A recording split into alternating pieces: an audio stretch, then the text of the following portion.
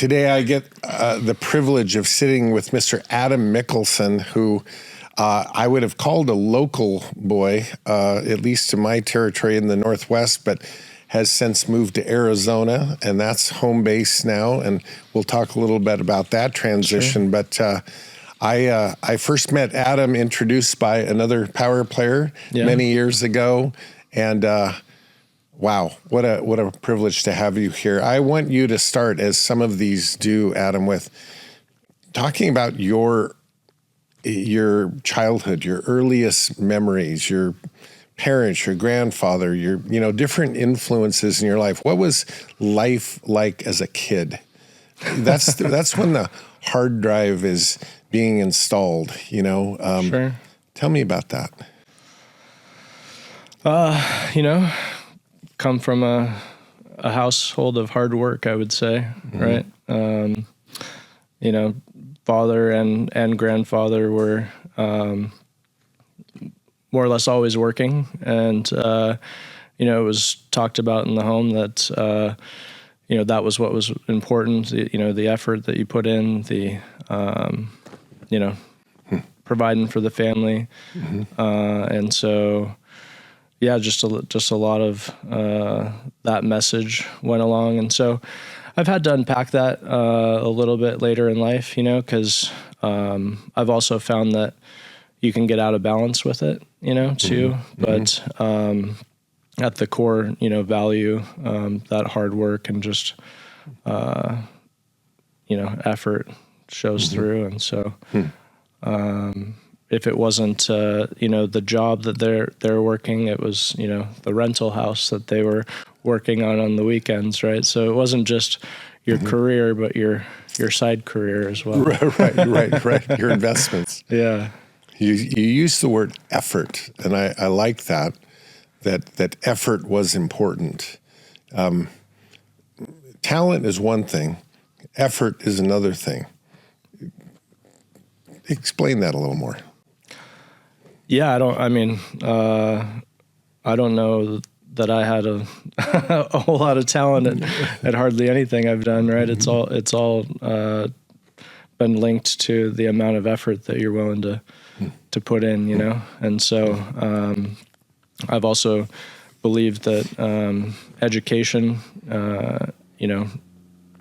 continued education, we're always learning. There's a certain budget in my life every year to attend some kind of workshop or seminar or do something that furthers my knowledge, right? So it's the life of learning and always putting effort into becoming a better version of myself, right? I ironically, very, very recently, I went to in downtown Seattle. There's the Smith Tower, and I've always loved that building. And I went in the Smith Tower, decided I need to just go through the little museum that's there. It was, the first tall building in Seattle. And as part of this museum, when they opened this building in the early 20s, there was an advertisement that they put out specifically for women to come and work at this building, to do the switchboard and to various jobs that they had open. Sure. So they have in this museum case the advertisement that they put in major newspapers throughout the country, trying to get people to come to Seattle to work at the new Smith Tower. Sure. And the advertisement specifically for women, but I think it could have been for anyone, it said that we're now hiring women for many positions at the Smith Tower. Your salary will be commensurate with your effort. And I'll show you. It's on my phone. I took a picture. That's how defined it was. It was your salary will be in proportion to your effort. I think commiserate was the word. It's on my phone. I'll show it to you after. Yeah. And I went, wow, think about that. I just kind of philosophically, I was frozen. Like, when's the last time you've heard anything like that? But this is why I think effort jumps off the page, that with great effort, heartfelt effort, effort to do it really right, whatever it is, you'll get results. Right. And if you're getting paid, shouldn't you get paid for results? Yeah. Right? Not just showing up, Sure. So I really like that. Yeah, I mean, as I've, early in my career with sales jobs and things like that, it always bugged me that people could just kind of show up, give no effort, and, receive some type of compensation, right? And I was always looking for, something that was commission-based or something that was in direct proportion to the effort that I gave, right? Like, if I just show up, I get the minimum. If I work my tail off, I get, whatever I can create. Right. So, and the no ceiling aspect of that too. Yeah. Like, there's no ceilings. I could create any number I want if I'm willing to do it. Yeah, I think everybody's kind of heard, that story of like the Nordstrom's, shoe salesman guy that, made $1 million selling, women's shoes or whatever, right? It was just like, how do you do that? That's But I mean, he had it dialed in, right? And he knew the clients and the customers so well. It was, we're getting this new shoe in. I've already ordered it in your size. Right, exactly. Right? It's going to be here waiting. You're going to love this. Yeah. No, I think that, but that word effort is also tied to, part of effort is innovation. It's like, it's not just doing what you're told. Effort is letting your own brain expand and say, what more could I do? Yeah. The extra credit. Sure. At least the way I was raised, it was like, are you asking how you can earn extra credit? Yeah. That's just not just giving effort. It's go the extra mile, And I think that those principles are timeless. I don't hear them enough these days. That's why I picked up on this. Yeah. 100%. So you tell me about this hardwiring. You've had a lot of hardwiring, a lot of installation that served you. Sure.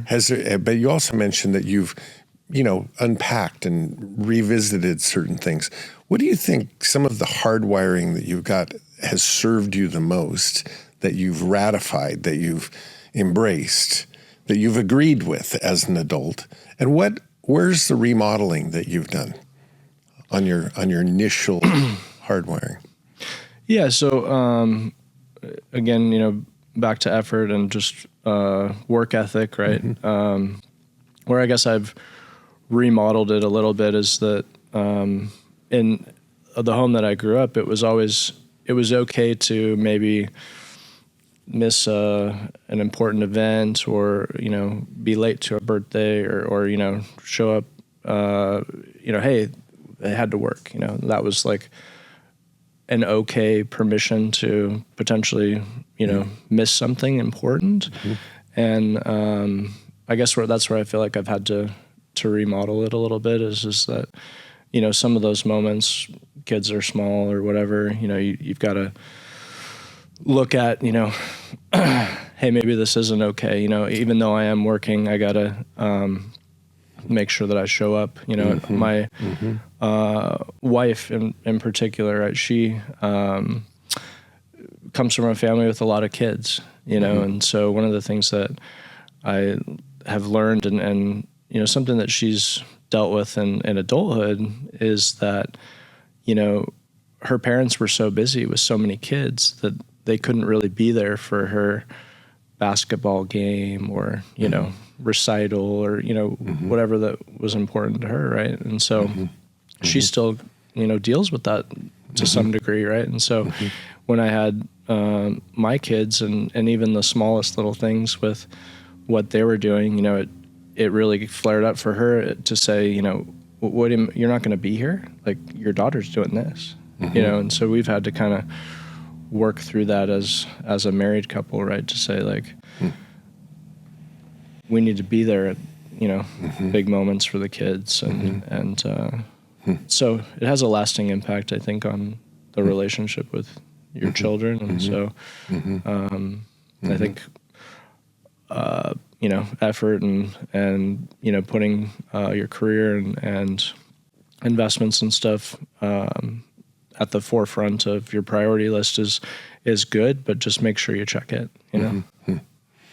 How do you with that philosophy? I've heard it kind of looked at in a couple different ways. I'm going to get your thoughts. One, I've heard it called this work-life balance, but I've also heard say, no, that isn't the way I think on it. I think on it more like alignment. First things first. It's doesn't necessarily have to be in balance. It just has to do the most important thing. The alignment thing has to be in order. And some things may never happen because they're just not as important as other things. Do you try to balance work and life, or do you see it more like an alignment model? Yeah, I think alignment's a great way to put it, and it's not always, I think work-life balance somehow weighs more like in time, right? It's like I need to spend this amount of time working and this amount of time whatever, right? To balance the scale. And I don't think it's always an equal, time balance, but maybe just looking at what's important, and it might be very quick, but just show up, right? Important. Yeah. Right. Like, my daughter, the other day, was at swim class, right? And my wife told me, like, it's her last swim class. Like, she's like looking up to see if you're there watching, because she wanted to see that Daddy was watching what she had accomplished in swim class. Right. And so, I had to book it over there. The swim class is only like 30 minutes. I mean, I think I made it, halfway through, but I was there when she looked up, right? Yeah. And just the smile that I got, right? Yeah. And it's like, okay, Daddy's here, right? Yep. Yeah. So, so I make, and it was like I said, I wasn't there for the whole swim class. I had to book it over there just for that, moment where she looked up and saw Daddy, right? Yeah.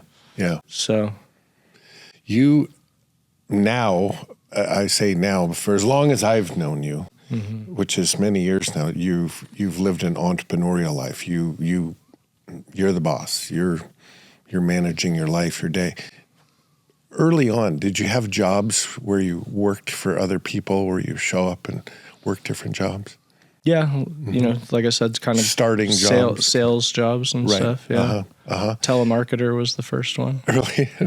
Did working for someone else drive you toward entrepreneurship, of doing your own thing, or do you look at it as a good experience that led to that? How did you ultimately? The question is, how did you get into making the decision that you're going to do your own thing? Be your own boss, be an entrepreneur.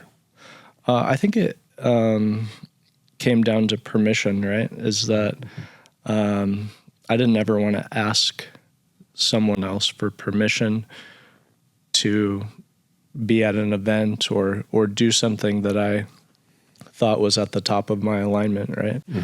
And so I realized early on that when I had a job, it was, if some event was going on or whatever, there was a boss that I had to ask permission for whether I could be at, something that was important.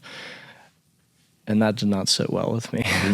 And I'm like, okay, there's got to be a different way, because I can't ask another adult, for permission to attend something that's at the utmost importance in my life, you know? Right. If I deem that it's important, I make the decision. I'm going to be there. Yeah. There's a lot of currencies, right, in life, and the freedom of time is a responsibility, but it's also a privilege. when you do get to actually plan every minute of your day. Sure. Whereas with most any job that you sign on to, this is the expectation. You're here. This is what you do. You work from here to here. This is how many weeks a year you get off, et cetera, et cetera. There's no nobody holding me accountable, right? It's me holding me accountable. Exactly. Yeah. So let's transition to real estate. And I'm always fascinated what brings people into various places within real estate to land. You know, everybody starts at a certain place, sure, and they evolve. It seems most all of them move on the game board to how the growth and things happen. But let's go back to the beginning of that world. Where did that world begin for you? I mean, actually really young, right? Like my dad and his dad have owned rental properties my whole childhood. And so, So you started in property management is what you want to say. Right. Maintenance and management. Yeah. You know, I was, could run up a roof pretty good. Wasn't too afraid of heights, could clean some gutters, hang off a crappy roof and not, kill myself. Right. So when dad or grandpa thought it, too unsafe for them, let's send the kid up there to do Be careful. Yeah. Yeah. So I'd, land like a cat. Right. Exactly. Right. It's not that you didn't fall off; you just landed better. Right. Exactly. Oh yeah. Yeah. Well, that's the non-glamorous way to enter the sport. Yeah. I'm surprised you stayed with it after that. Yeah. Right. Whatever, $2 an hour wasn't a lot, right. Probably working for some firework money or something. Actually, I enjoyed the 4th of July. We just came out of 4th of July weekend here. And, so I was actually asking for what could I do to get more fireworks? Right? Your name actually came up on the 4th of July this year, and I said that this is such a huge deal. Just a lot of people that they save all year just to blow up what they saved for. That's right. I've never figured it out myself, but I said, I've heard this way more than once, that this is a big deal. Yeah. So, Yeah, I kind of count them now, just 10, 20, 30. Right. Man, that was fun. Yeah, right.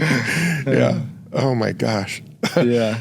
Well, so that was probably the very early on, and so I think it was probably ingrained in me that I would do something in real estate, right? I didn't know that it would be my main focus, but that was kind of the start to it.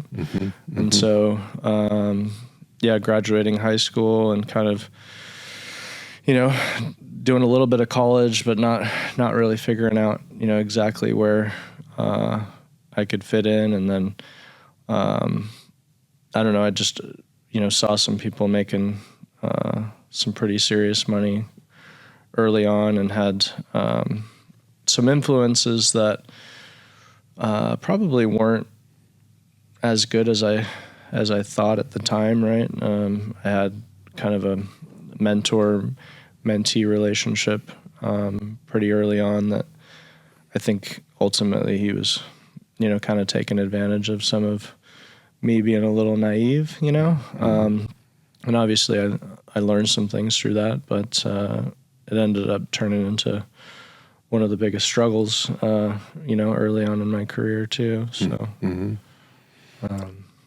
So your introduction to the acquisition world was not only for your own account, but representing others who are buying foreclosures and wanting to buy foreclosures. Yeah. Walk through that. Walk through what that process looked like for you. Well, let me back up a little bit. So I'm full disclosure here.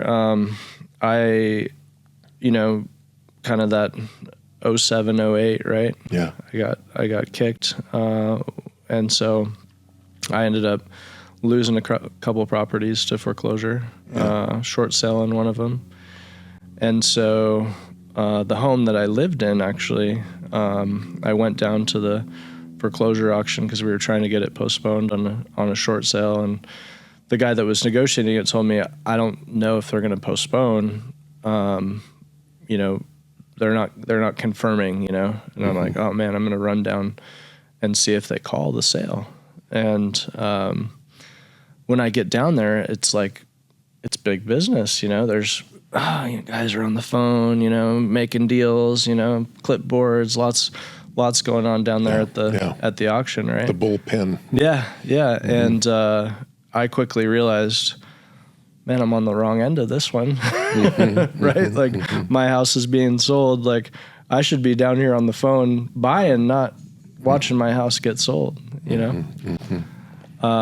So quickly I was like, obviously my credit's wrecked, right? And so I think within maybe 2 or 3 months of attending that foreclosure auction, I had found a capital partner to put in some cash, done some research on, you know, how to look at the different listings, kind of put together a bid strategy on, you know, how to buy one. Right. And so formed an LLC with a partner, and, you know, within 2 or 3 months after watching my personal house get sold, bought my first foreclosure, right? Right. So I was like determined to not let my credit and kind of what had happened to be my circumstances, right? So I was like, okay, how do I overcome this? How do I get on the right side of this? So. Yeah. That here's a loss, but I can make it up with the right purchase. Yeah. With a gain. So, okay, it didn't take me down. And here's an opportunity, right? You know, so. That process is very involved. The actual pre-foreclosure chapter, notice of defaults, file a pre-foreclosure chapter, when the sale says it's going to happen, when it really happens, that's another thing. You know, does it get it pushed, extended? The actual process and the competition of that scene, just the players, walk me through like that scene. You show up, what's the process look like? Where do you find opportunity there? What gets your focus? What doesn't get your focus? Yeah, so you know, it's quick decisions, right? You have to do a ton of research to go down to the auction and be competitive, right? And so you have to have likely looked at the property, figured out, you know, some type of situation on what's going on with the title report, and if it's a first deed of trust or a second deed of trust that's selling, you know, are there behind taxes? Are there other liens that, you know, could potentially follow or fall off, right? And so, you know, as an experienced person, you know, we would watch, you know, somebody kind of new show up that we could tell maybe didn't know or were over their skis, right? And they'd, you know, buy something that none of us were on, you know, and it's like, there's a wisdom just in that, right? It's just, wait a minute, you're the only one that registered and nobody else bid? Yeah, right. You might want to think about that. Did you do your research on it? What are you not seeing? Yeah, and so, you know, it's a hard business, right? I mean, it wasn't necessarily my responsibility to fill him in on that. Right. But, blow their dough on that one. Yeah. So, and so when I really dove into it was at the height of it, right? It was, you know, 2011 or so. And, you know, in King County, there were probably 600 to 800 sales per week that were scheduled, right? They would do them every Friday. And so in order to, you know, process that amount of data, we had to actually do it as a team, right? And so I joined a team, and I had essentially a certain, you know, number of zip codes that I was responsible for. Area. Right?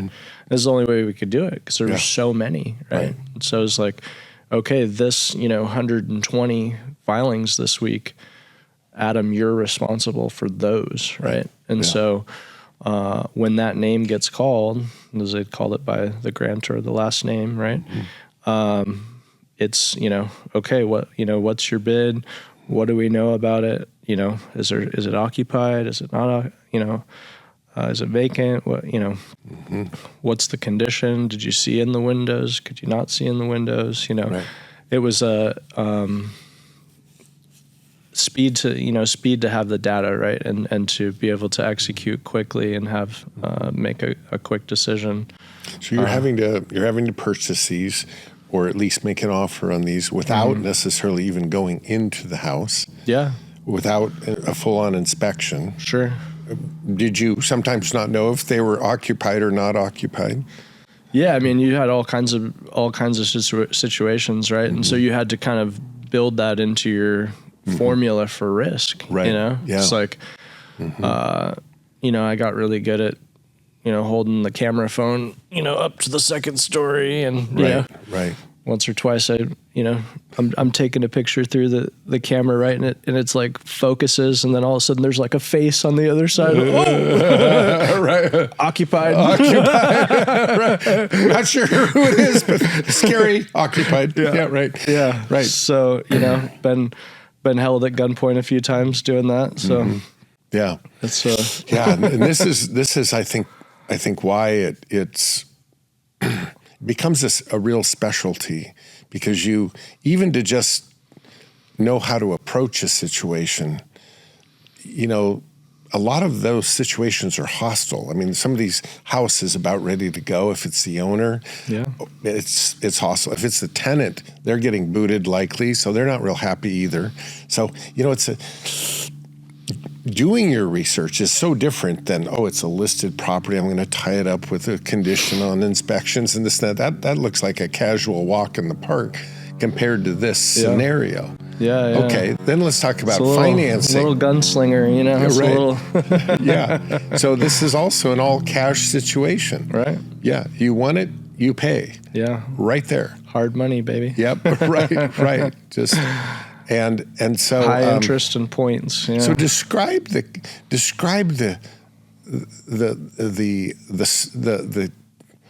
frequenters that are there. Is there any way you could sort of say that looks like somebody who shows up every Friday at an auction? No, I mean, you just types. All types. Okay. All types. Yeah. But you start to recognize the faces, right? And you're bidding against, the same people, right? And you also kind of realize, are they, working with a group? Are they independent?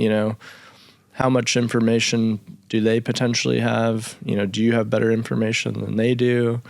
So there's a lot of kind of sizing up, I guess. Right.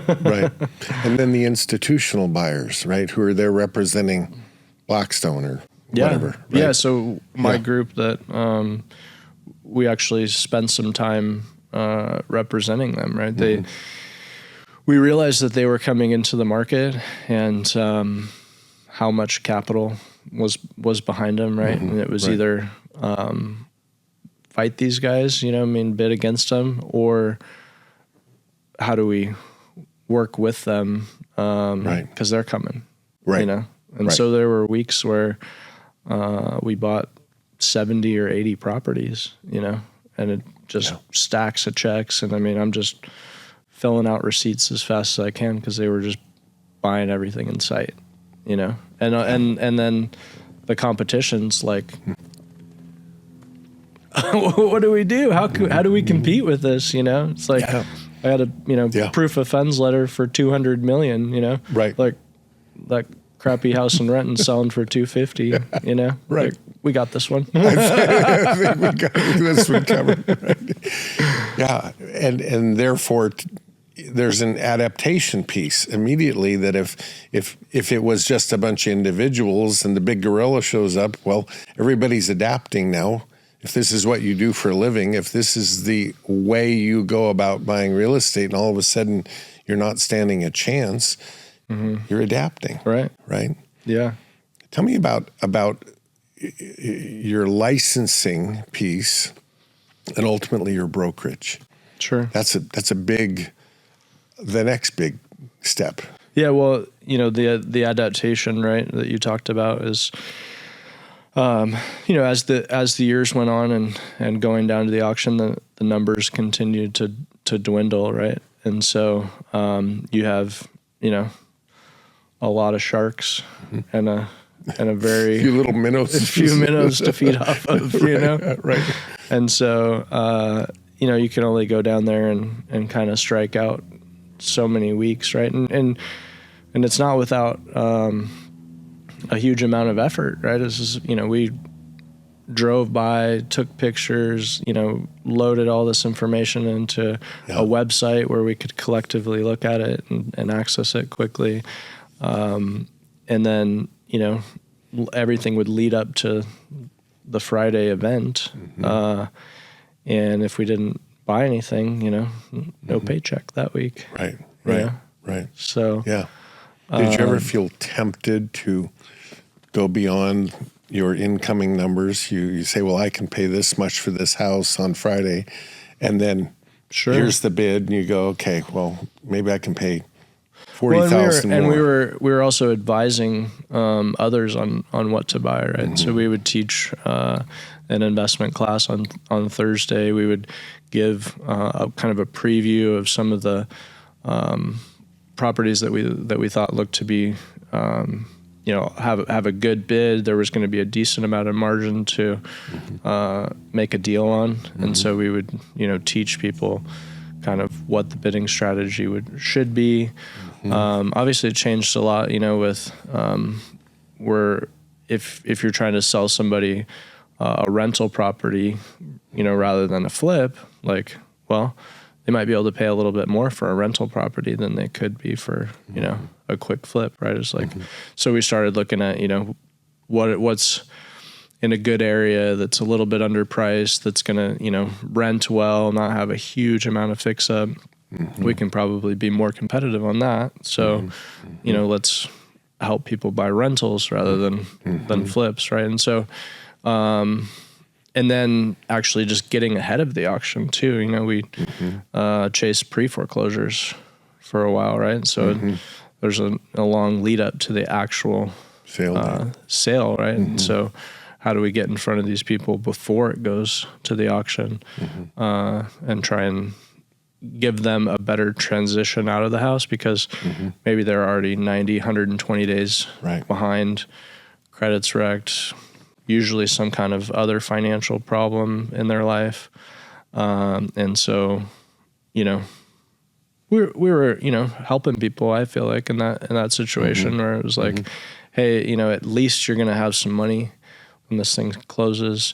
You kind of know when the closing date is. We can work with you on the move out instead of, hey man, you're out. You're gone. Right. Yeah. So, so that was, rewarding in some circumstances, and obviously hard situations to deal with, and I mean, I remember I showed up and, the wife hadn't been making the payment, husband's working, assuming that she is. And it's like, hey, your house is selling on Friday. It's Tuesday, and like he's learning this right now, and I'm like, I can't believe I'm here for this, Right, exactly. Right. But you also do you want to make a move, or what are we doing, And right. It was like, whew. Wow.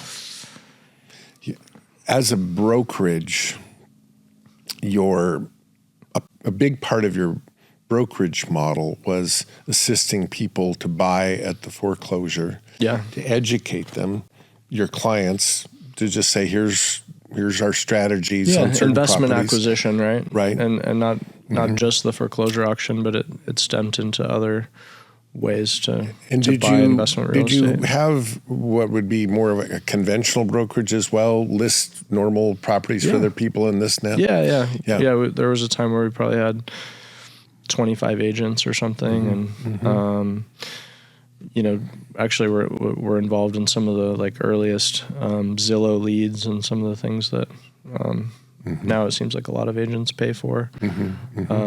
So yeah, we're, open to whatever we could do to close transactions. Right? What as the owner of a brokerage, I've had my chapter of that too back in the day. You're the broker, you're the owner. You're the one, like it or not. This is your operation. Yeah. Give me some of the takeaways that you've experienced.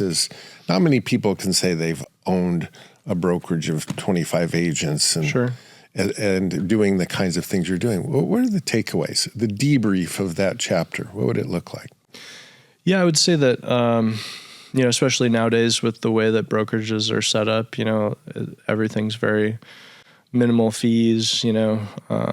Agents a lot of times are getting, just paying a small transaction fee or something like that. And so to be competitive in that world, it's hard to make your living owning a brokerage, right? And so I think where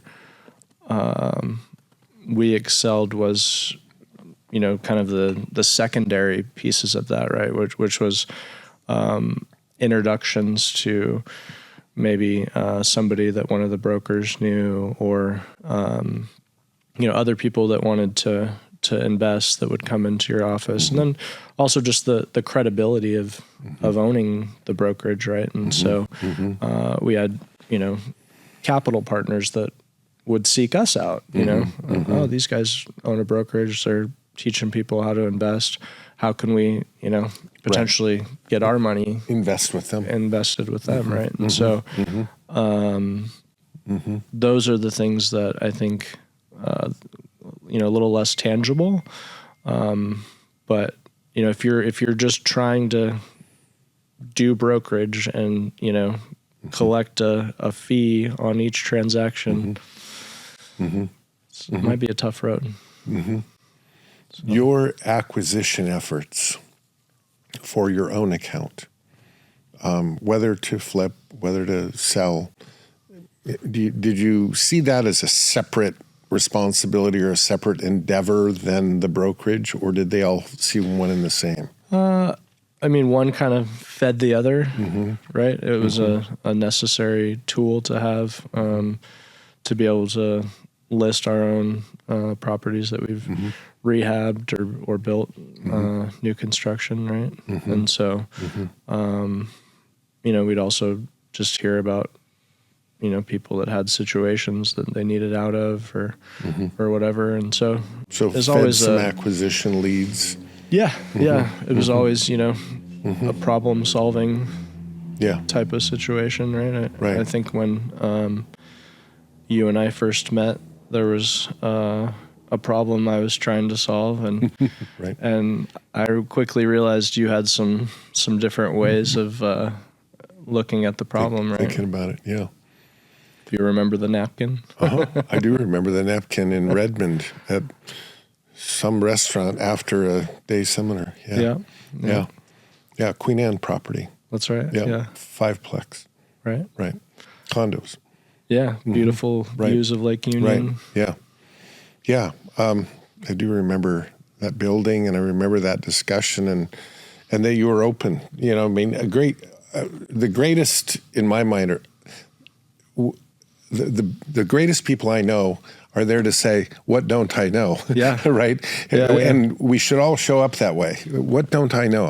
What can you teach me? And you were open to, sometimes situations drives the need. Like, hey, I'm a little stuck here. I had gotten myself into, what could have been a bad situation, right? But I had bought essentially half the building, or they had condoized it, right? And I also didn't realize some of the benefits at that time about separate legal descriptions. Exactly right. But I'm like, okay, what do I got here? I've got half of a building that's in a fantastic location with gorgeous views of Lake Union, but I've got these other owners that own the other half that haven't done anything with the HOA, because it is a condo, for probably since it existed, right? Mm-hmm. And effectively, there was no HOA. Yeah, right. Effectively. Yeah. There's some bylaws that, right. They're on paper somewhere, but Yeah. Right. So I quickly realized that I had to buy the other side of this building or I'm, in trouble, right? Yeah. And so, of course, they wanted an unrealistic price. And so, luckily they were open to a seller financing. The right kind of terms. Type of a terms. And so it was, kind of one of those things, all right, we'll pay your price, but you're going to do my terms, right? Mm-hmm. And so it was a really good education in that. And, obviously I have to give you credit for opening my eyes to that. Opened to the that. door. But it's funny how one door opens. My 0% right. note that I'm proud of as well. Right. Yeah, the old zero interest rate. Yeah. No. Well, when they want an unreasonable price, there's a way to balance There's it. Right? the compensation. Yeah, term and interest rate. Yeah. It's from a practical standpoint. I've built a lot of buildings and turned them into condominiums, but I would still own the whole building. Sure. Buying a condominium in a building, a lot of people do that. They own a piece of that entity. Mm-hmm. And I would say that there's greater risk in that position than if you own the whole building and can, it's a real strategy.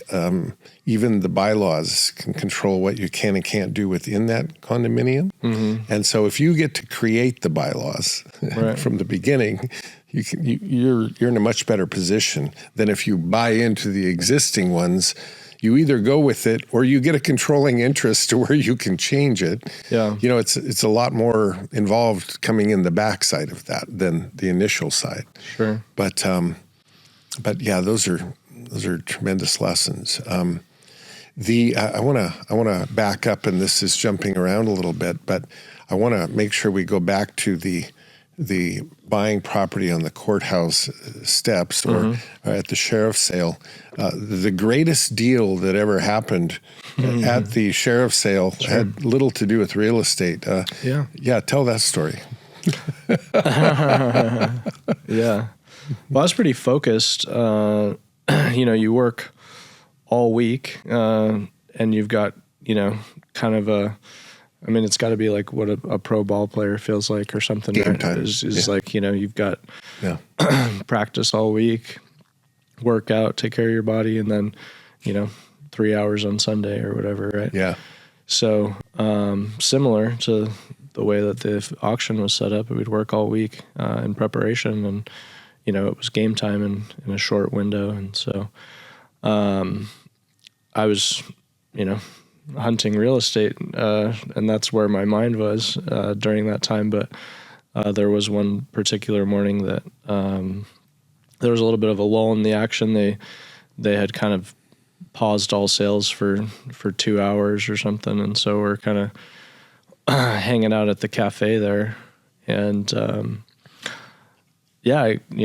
somehow something clicked in my mind, and it actually wasn't necessarily me. There was a guy next to me and said, "Wow, that girl that's running the cafe over there, she's pretty cute." And it kind of triggered in my mind. I'm like, "You're right." In fact, she is. Right. Never looked up. Yeah. So I'm going to go get her number. Oh, yeah. Sure you are. Watch me. Right. So, I stood up, and obviously now the pressure's on, I kind of boasted I could get the number, so I better make it happen. And, she was a little standoffish when I asked, but, and ended up being my wife. So. The best closed deal that ever came out of that auction. So I figured, I bought I don't know, probably involved in over 1,000 transactions at the auction. But that was for sure my best deal. And now with 2 kids, that's awesome. Yeah. So the day in the life of now living in Arizona, Yeah. and a focus on entrepreneurial real estate. Sure. You have a broker's license. You can do commission business. You can buy and sell. You can buy and keep. I mean, you can do a lot of things, but that's what the and while having a great family, being a great dad. Mm-hmm. It makes you getting take out on the boat as much as possible. Right. Makes you take like a deep breath of just of the management of that. And quite honestly, it's different than, when you're single and you've just got to figure out how to feed yourself. Mm-hmm. It's a much bigger responsibility now with kids, with school, with medical insurance, with on and on and on. There's things that become non-negotiable responsibilities in that world. How does a day in the life look for you? How do you put it in alignment? How does your structure of the day look as an entrepreneur to navigate that and keep it all going? Yeah. Well, I wish I could say I had it more figured out, but it's a learning process, right? With little kids, the home office can be pretty challenging, right? So, getting out of the house is important, and having a place that you can just concentrate. And so I've done both, right? But I find it at least 2 or 3 days, in an office environment works out best, right? And so, and then naturally just hunting for deals. I mean, you teach a day on the streets, right? I don't think we ever did that, but I obviously, I see all things as I drive, right? And sometimes you take the off route to work or whatever, and you see different things, right? So I think it's just adapting it to your life, right? Like what it is that you're doing, and you just kind of work it into your life, and all of a sudden you start seeing opportunities, really everywhere. And then it's a matter of your capacity, right? And I would say that one of the biggest maturing things that I've gone through being a full-time entrepreneur is just the ability to say no, because when I was early in my career, just kind of running myself ragged, and every deal I was trying to buy, and sometimes a wholesale or a fee or just passing it off to somebody else can be really the best thing, right? It feels like you're giving up a lot, and of course that that's the one that they just knock it out of the park with, Right. You get a $10,000 assignment fee, and they make $900,000. Yeah. But you just do another deal and try not to get too hung up on that. Do you have specific goals that you set at the beginning of the year, either in terms of acquisitions? I'm not asking you to disclose numbers, but or a dollar goal, or are you aware of what it costs to live, and is that number in your head? What gauges your level of intensity in going out there in the marketplace? Yeah. Well, I say that I'm haunted by Zillow updates, right? So there's, you register the home and claim the home, right, when you buy it on Zillow, and it will send you, updates of the value and stuff. So, you got I don't know, 150, 200 of those, you get emails from them that update you on the value, right? And so you remember all the things that you did to the house and what you sold it for, and maybe, the profit that you made, and then someone just lives in it for 5 or 6 years and it doubles in price, and they didn't fix it, or, they haven't even changed the water filter yet. Yeah. And so, and I'm not by any means saying that I have this figured out, but it's a realization that, you kind of have to have the hold strategy, the sell some strategy. And I've really, over the last, year or so, been just focused on, getting that residual type, or passive income. Right. And so I hear a lot of people talk about it, buy assets to pay for your lifestyle. Right. And so, if you can really encompass that into your strategy, you're going to go a lot further, I think. So, so it's hard to look back and see, all these homes that I, made a little profit on, and they just, continue to appreciate. Right. And it's like, oh man, should have held on to that one. Well, and I think, we've talked a lot about this, Adam, of reverse engineering, even a strategy to where a good part of what you have intention on and look for are those that have high likelihoods in the product type and terms that allow you to hold them. Yeah. You buy a house for $1 million and you rehab it and hope to sell it for $1,450,000. Okay, that sounds great, but let's say you're into it $1.2 million, and you probably don't have a hold option in that project. You might in a high-end Airbnb or something, but chances are not. Versus that $1 million purchase, if it's some kind of more income producing asset that has some value adds, or you can get it closer to something at least that you could hold. Yeah. And if you can just get it to cover itself day one, although there's no big paycheck at the end, the long-term paycheck now can really happen. It's tough, like you said, other asset classes, right? I think that, multifamily is obviously one, and there's a lot of opportunities in commercial too, right? Where you can own the building, be in the process of, maybe changing the tenants or doing, upgrades to the building and increasing the rents.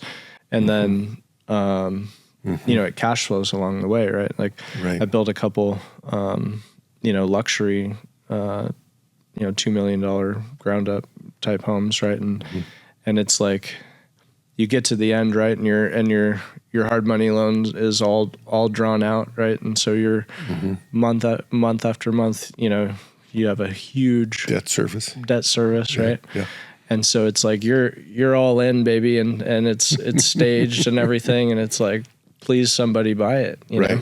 Yeah. And so, there's not a lot of sustainability when you're in that situation, and the market shifts on you, or very vulnerable place. Interest rates, change or whatever. And so, it's, can be a precarious, situation. The well thought out acquisition that has a hold plan.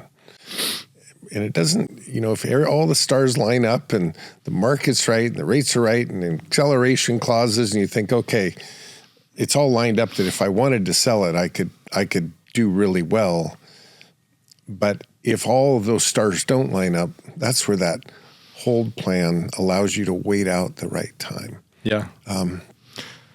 And I think that really understanding how to create that deal structure from the beginning is an invaluable bit of education to go, okay, how do I buy myself 5 to 7 years of where I could hang in for that long to at least wait out the right market to sell. If it's an interim hold, that middle row of the chessboard, okay, buy myself some time to pick my spot versus have to go to market when it's all turning the wrong way. That's a terrible feeling. And I've been in that situation plenty of times. Yeah, right. Where I'm just like, yeah. Holy smokes, if this doesn't sell. No, I think that it would fall philosophically under the bucket that is the most stressful thing people can go through. And it's just sort of a known reality is when you feel out of control. It could be a scary health issue. You don't know what's going on and you feel out of control. Like you're not in control of your life, that it could be a financial situation. It could be a lot of different things. But when you feel over your skis and like you're hoping to land soft, that's not a good feeling. Yeah. I've early on had a moment early on in an airplane, way before instrument ratings and this and that, where it was just enough to scare the shit out of me to say, I'm never going to get in that position again, ever. Where you realize that the plane and what's happening is moving faster than your knowledge is capable of, and you feel out of control. Sure. Not how you want to feel in a plane. And luckily it worked out, and boy, did that drive me to say, never again am I going to feel this way. I've got to have my education more in front of me. I've got to have more parameters on what I do and don't do so I don't get caught in this place. Yeah. You just start creating firewalls. Pencil the hold strategy or whatever. Right, exactly. Day one, right? Yeah, exactly right. And then is there even a hold strategy? Right? Yes. Yeah, Because if there isn't one at all, should I be doing it? Right. Exactly right. Yeah. And I think that wide knowledge is no different than any pursuit within this sport, but the greater the knowledge, at least you know what you're getting into. It's when it kind of catches you by guard, or you think, oh, this is going to take 6 months and it actually takes 2 years. And you know what I mean? Those sort of miscalculations, I think that sometimes another set of eyes early on helps. Just like the metaphor of a flight instructor in the front right seat. You're not going to get in that position with a seasoned veteran. They've been there. They don't want to go there. They're not going to let you go there because it's a vulnerable place, right. So, and yet, under that umbrella, who you listen to really matters. And you have I think a story that says a lot about you, but I'd like to have you go there if you're willing of you investing some money with someone that at least presumably knew more than you did, and walk me through that story, because it's a difficult story, but I was there kind of when it was all brought back to center, and I love that story. So, was this the one with my father? Yeah, as well? Your investment. Yeah. Uh-huh. Yeah. Yeah. So when I was pretty early on in my real estate career, I thought that this particular guy that was kind of a mentor to me would be maybe a better steward of the money that I had than I would, because I was pretty young and had more money maybe than I was comfortable with, and so I figured this guy knows how to get a return on it.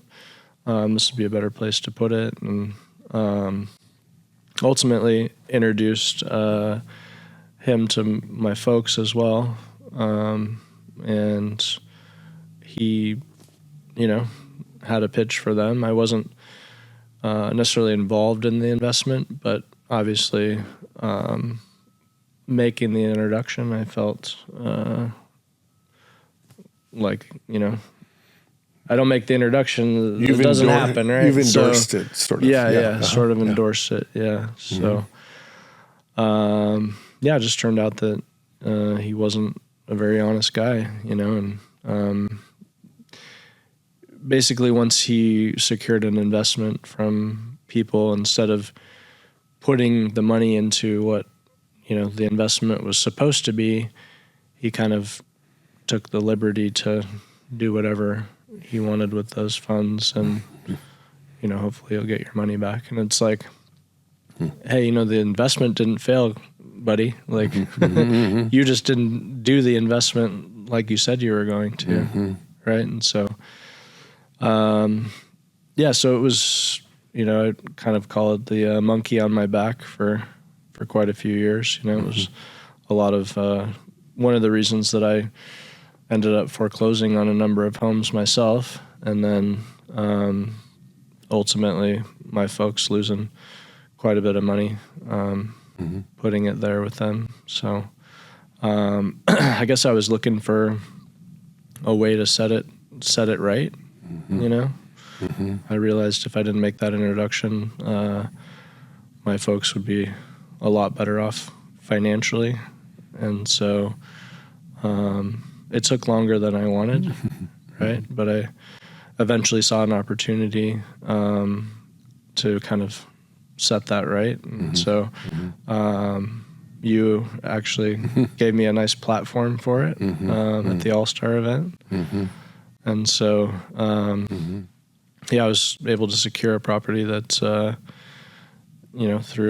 a creative structure that we went through. And the intention was for my father and I to buy it together and kind of, either hold it, or we knew we were getting in pretty good on the price, and really low cash into it. And so, and it had some upside. It was on a bigger lot and stuff too, and so expandability was there, right? And so, just didn't know the extent really until we further got into it. But I just decided that I'll be able to find another deal, and so if I give this one to my parents, I think that would kind of relieve a lot of the burden that I had been carrying. By making that introduction to the guy that had taken that money from them, right? And so, it was an emotional day. And my dad's 60th birthday, which made it extra cool. Yeah, really cool.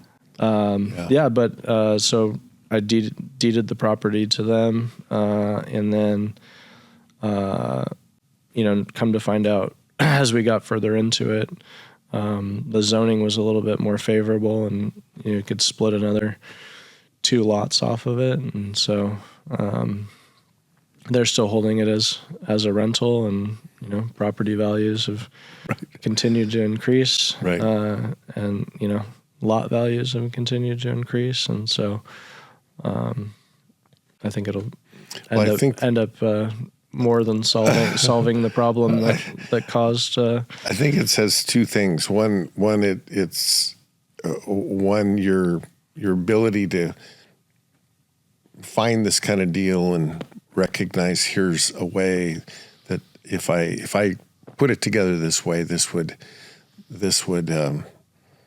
make them whole.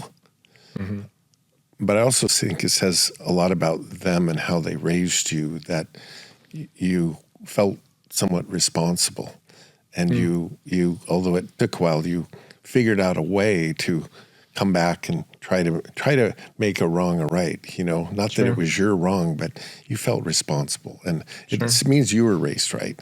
I think people leave a trail sometimes and just walk on, and it was the opposite of that. And so it was really, I think that lesson, and I think, well, I know, because that particular talk that you gave in Las Vegas that had this as a crescendo of this case study is still talked about. Everybody who was there remembers that, and it was challenging people in a lot of ways. What does doing the right thing mean? What does it mean to follow through? If not everything goes right, what do you do? how do you handle it is the real challenge, I think, that it delivered to people. Yeah. And yeah, I guess there's not an expiration on doing the right thing either, right? No. Like I said, I wish it would have happened faster, but it's never too late to still do the right thing. No, I think you're exactly right. It never is. But I think that these I don't know, I would call them old school kind of values of work ethic and do the right thing. They're what always will accompany success. You can see people with temporary, what appears to be blips of success, but what is sustainable over time are when you're employing these kinds of things. Show up, do the right thing, do it right once. These very, very basics. And I think we have very similar dads. I think they're cut out of the same mold, slightly intimidating and extremely capable. Right. They'll show you how to do it right. You don't need to wonder. I'm going to show you right. Let's just do it this way, And with enough of that little spice of pay attention that you're going to pay attention. Yeah. Hey, hold the flashlight over here. Right, exactly. Yeah. So I think that's amazing. The transition from the Northwest to Arizona, especially with family coming and all that. What drove that? What was the? Is it pure as simple as weather, or? I think it was a little, somewhat of a challenge too, right? Could I kind of reinvent what I had created, in Seattle, somewhere else, right? And build relationships and do all the things, right? I think that you always kind of wonder, when you're younger, if how am I going to do if I go to a different school, or what, right. Put me in now some kids grow up and they're always in that situation. I would, kind of went all the way through with kids that I started in kindergarten with, and so wasn't really in that situation, but it just felt like I had sold my real estate business to my business partner, and just felt like it was really time to kind of venture out on a new place, right? And obviously living in the Northwest, we're all vitamin D deprived, seasonal depression, all the stuff that happens with people that live in Seattle area. 55 in gray. I tell people I've, did 35 years of 55 in gray. That's enough. There's got to be a different place that has that bright yellow thing in the sky more than Washington, right? So give a picture of the amazing home, and particularly the private. When we think Phoenix, we don't think lakes. Yeah, but turns out there's quite a few. People actually go lakes. I go, no, there's one. It's like in the desert. I know. Yeah, talk about this lake, because it's really become a lifestyle piece for you. Sure. Yeah.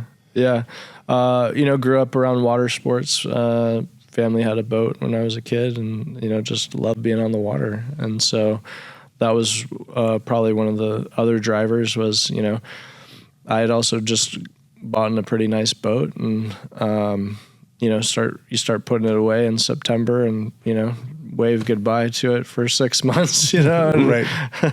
And so I'm like, man, there's got to be a place I can use this more than just 3 months of the year, right? And so not only did I find the weather, but then turns out there's places that have private, water ski lakes as part of the community, right? And so man-made, right?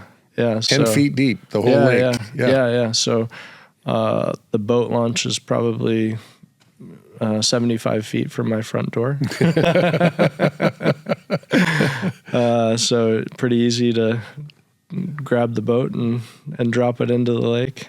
And, within, you got little kids too, right? It's kind of a hard sell with 110 degrees, hey, we're going to cruise out to the lake and go, hit it for 4 or 5 hours. Like, little kids don't survive in 110 degrees and snacks and all the stuff, so it just, you can go drop the boat in, go for an hour and, back out and that's it on to other things. Right. So, so pretty neat community that I found. And, Jenny has a passion too for wake surfing. Is that what you call it? Wake surfing? Yeah. So on the little lake that we live on is wakeboarding. And then you can also do like the inflatables. So, my daughter's on like the long like hot dog deal that's with all of her buddies, right? And it's kind of like, it's pretty cute. We have, you have 2 or 3 kids on the hot dog, right? And then like the neighbor kid will come out, and throw their thumb up with their life jacket on, hey, I want to ride. Pick them up on the way. I want to ride, and so then they'll have, 5 kids on the little inflatable cruising around the lake, so cool. Pretty neat. Yeah. Yeah. To me, that's that phrase, living deliberately. It's how do I handcraft? Yeah. Design the life, Design the life to where it just clicks, it works, and the things we love to do and what our day's about, and that we're in control of it, Yeah. So that's awesome. So other, obviously, you live in that community, there's other enthusiasts, right? So it's, I thought I'd use my boat more, but it turns out, hey, are we taking yours? Do you want to take mine this time? So, it kind of works out that you share the weight. That's really cool. That's really cool, Adam. Yeah. I love that. You have, you've been to Power Players. You've been a TA at Power Players. Right. It's, there's a toolbox there that's discussed. Give me some of the tools out of there that you found useful. You talked about that, the one bird that you did with your dad and your family. Sure. That had a nice note associated with it, with a very favorable interest rate, et cetera. Right. Yeah. How do you day in and day out use some of those tools? Yeah. Well, I mean, negotiating the ridiculous is probably one of my favorite. Right? Yeah. Just boldly asking things that otherwise, somebody look at you crazy that, but it's amazing. Yeah. It's amazing what you can get if you ask for it. And, your course is so much about just, meeting people on their level, right? And asking the questions about what it is that in their life that they're trying to accomplish. So many times it's frustrating being just a broker, right? I'll have a conversation with someone that has a listing, and I'll ask, tell me about the seller. What what's their situation, or where are they moving to? What and often I get this like, well, why does that matter? Right. And I'm like, right.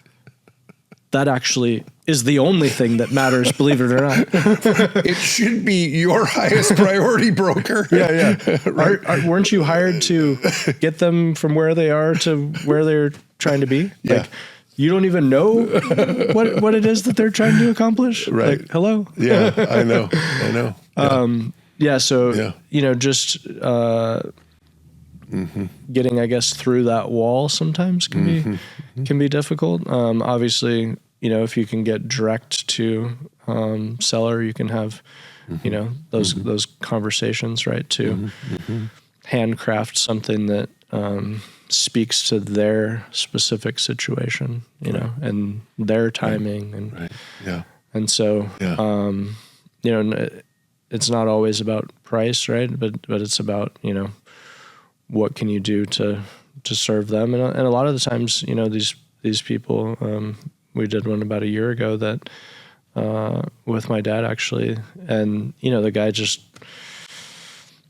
couldn't really get out of his own way, right? He just didn't do much around the house. And we knew that it wasn't really going to be so much about price, but like, how did we kind of get him out of the situation he was in and into something that worked?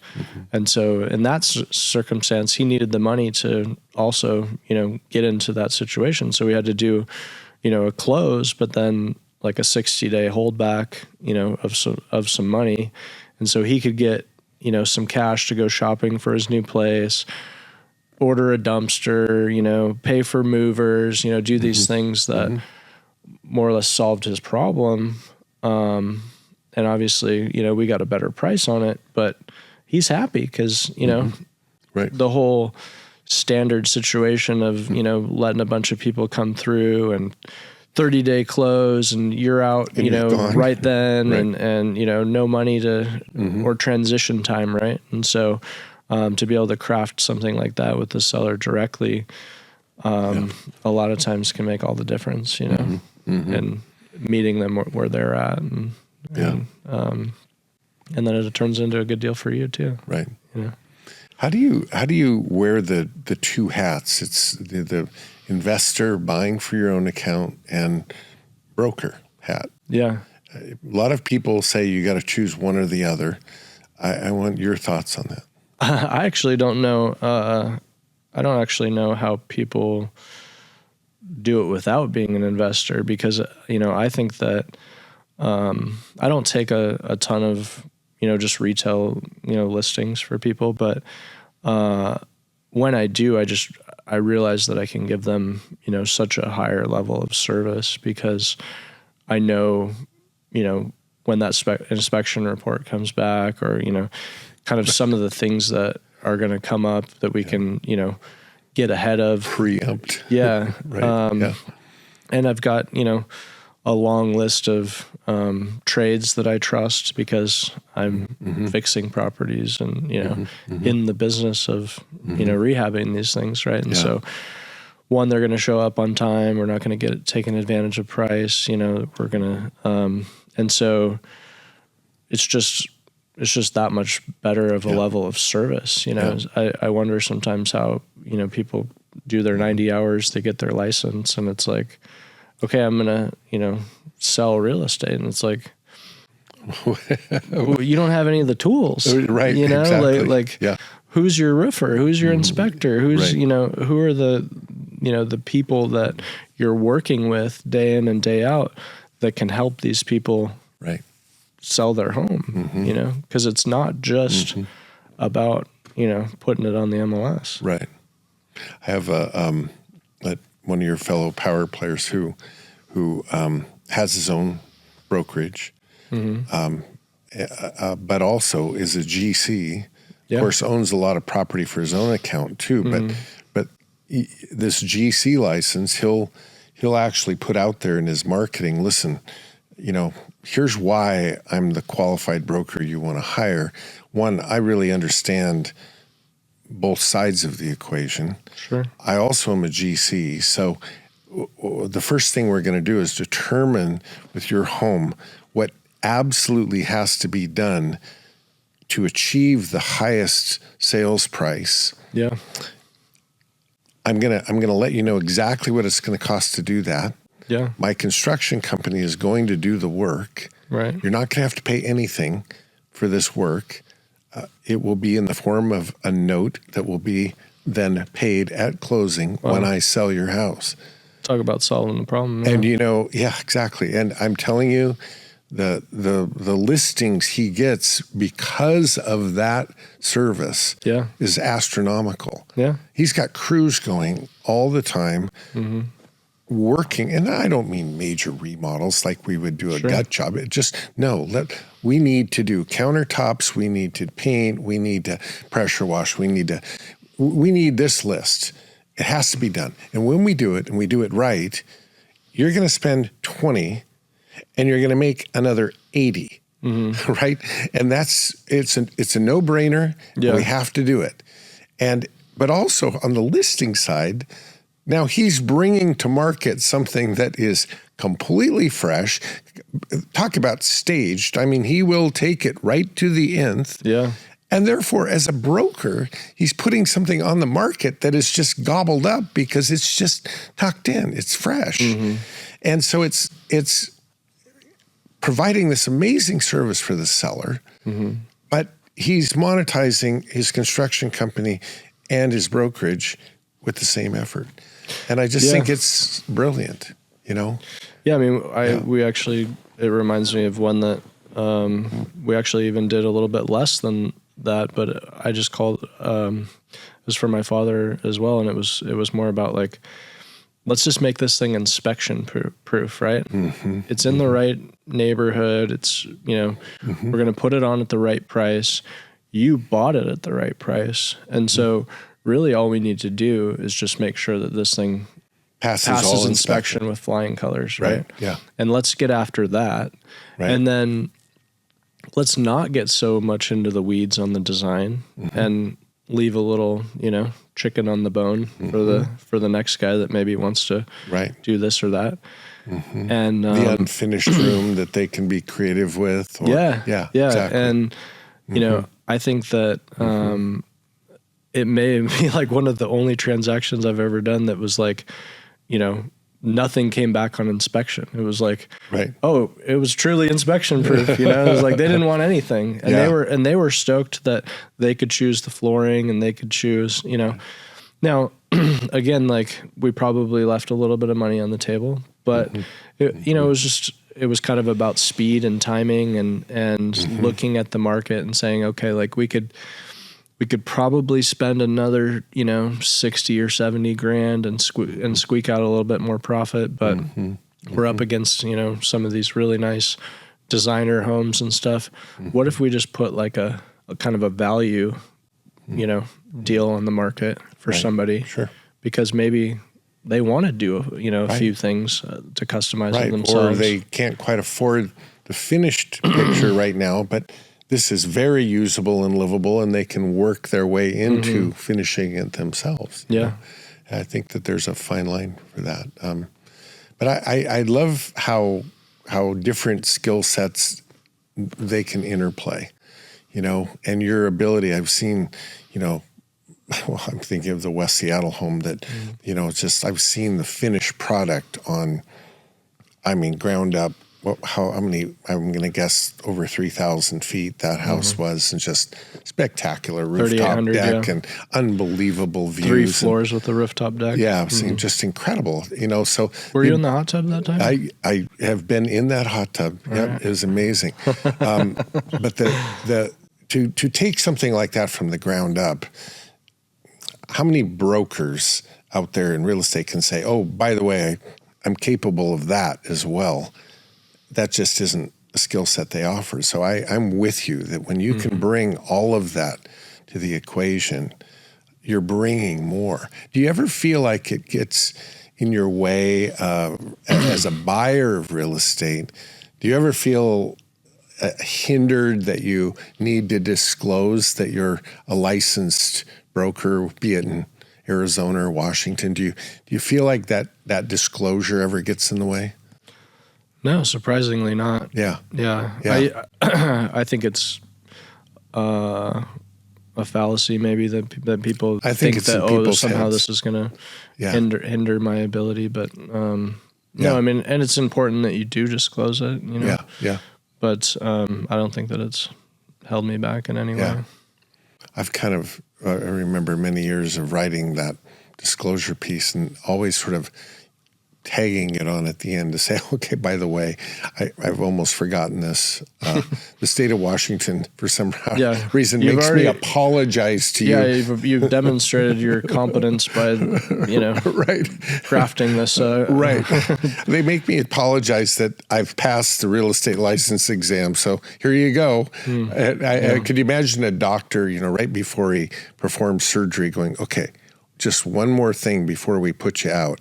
I want you to know, I've gone to medical school. You know, I would always say something like, anyway, it's never gotten in the way. I'm glad to hear it doesn't with you too. No. So Adam, taking him, this isn't on the outline. This might catch you off guard, but at least you're going to be able to summarize this. Okay. You, you ended the speech in Las Vegas with a piece of script that you memorized that is a profound piece of script. And that was a lot of years ago. Do you remember it? Oh man. I probably wouldn't get it word for word, but yeah, Give me close. the last punchline, the last line. Do you remember that? Seems like you do. I remember it. I remember the delivery of it, but the idea of what does it mean to be the master of your soul? That's a different way of putting it. You know, I think we can visualize being a captain of the ship. But what does it mean to be the master of your soul? What is soul? What does spirit have to do with the success equation? And I think that that's been a journey. It's a lifelong journey for all of us, I think. But I think it's one you also take seriously, of thinking that through. I mean, the part that stands out for me is, you know, I choose to take the calculated risk, right? Yeah. To fail and to succeed, you know, to strive valiantly, right? And you know, it's obviously that quote that we all love, you know, the old Roosevelt quote. yeah.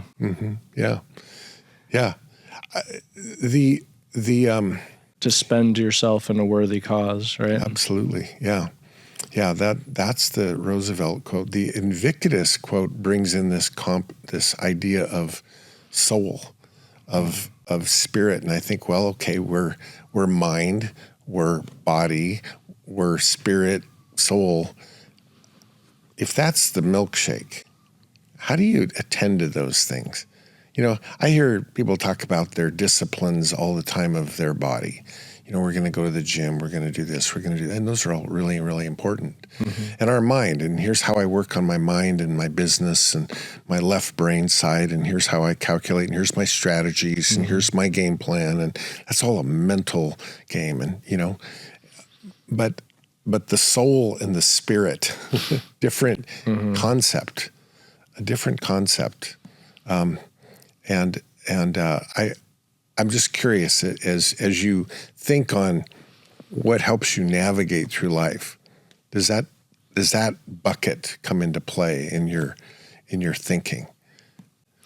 Yeah, I mean, I think the way I think about it is just, you know, what is it that you stood for, right? Maybe long after you're gone, you know, or how would people talk about you, or how would you want them to talk about, you know, how they experienced you, right? And so, to me, that's kind of the soul, maybe of who you are, the heart of who you are, right? Yeah. Is who was he when, you know, you hear that stuff about, you know, celebration of life, right? Like, let's talk about who he was, you know, when he was alive, not in past tense, right? And so, and celebrate maybe who he was, you know. So I had many years ago when I taught at Seattle Pacific University, I would give an assignment day one, first day of class, and say, by the way, at the end of this class, you know, a good portion of your grade is going to come from this final paper. Yeah. And the paper was, I want you to visualize your own memorial service. And then who's going to be there and what are they going to say? Yeah. And I want it to be 5 pages long, typewritten, and I want you to think about it and really do your best. Who's going to be there? What are they going to say? And the idea was that, at least the hopeful idea, which I think made its mark, was to reverse engineer. Just like we do a real estate transaction, you back out of the end to decide, okay, here's where I want to end. Here's where I'm at. Yeah. How do I get from here to here to achieve this end? Right. And I see you doing that. I can feel what you stand for, and I see day in and day out you doing that. And yeah, I mean, I think it has to do with just, showing up, going outside of what's convenient, right? Mm-hmm. I've heard stories about you driving, all night to different things just to, make an appearance for somebody's deal or whatever, right? And so I've really, embodied that in some of the things that I do as well, right? Is make the effort, drive the miles, pick up the phone and make the phone call. Don't send the text, right? Right. Right. It's just that extra effort and what differentiates you from the next, right? You're one of the very few, given your age group, who when I call, 8 times out of 10 you answer. There are those that you call. It would be a miracle if they ever answered the phone. They just don't answer the phone. Yeah. It goes to the voicemail.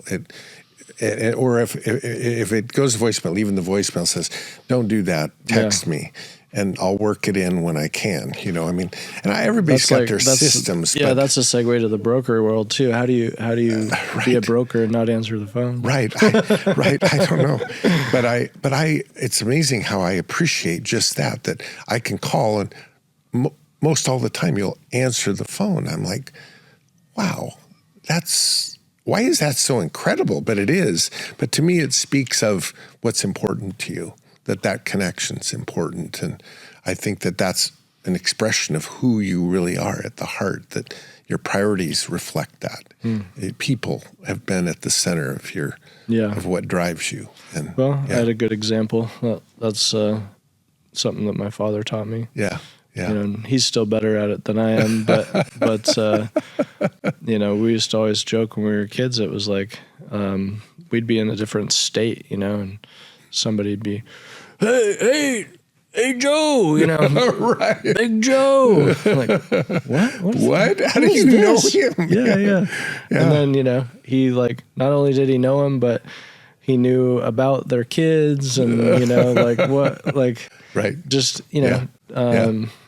Yeah. And you got stories like that too, right? And it's just, people don't care how much you know until they know how much you care, and to take an interest in people's lives and stuff is what makes a difference, and that's how you're remembered, because if you don't care, then they don't care. You'll be remembered in that way. You got a long ways to go there. How do you want people to connect with you? They're going to want to connect with you and listening to this. And be careful because I want it to be in a way that you can process. Yeah. What's the best way of people getting a hold of you? No, I mean, I just would give my cell phone number. Yeah. Go for it. I got a little social media, but I'm not a guru by any means. Well, give your cell phone so out. 206-399-2326. Okay. Well, that's very generous and gracious, and now that I've told him most of the time you answer the phone, I hope that you don't get bombarded. But at the same time, I know people are going to want to. It's getting harder with all the spam calls and stuff. Yeah, right. I know. Yeah, it is getting tough. But thank you, man. This is not on your way to anything, especially now that you're living in Arizona. So really thank you for making the effort to be here, and thank you for the impact you've had on the community that I'm a part of and you're a part of.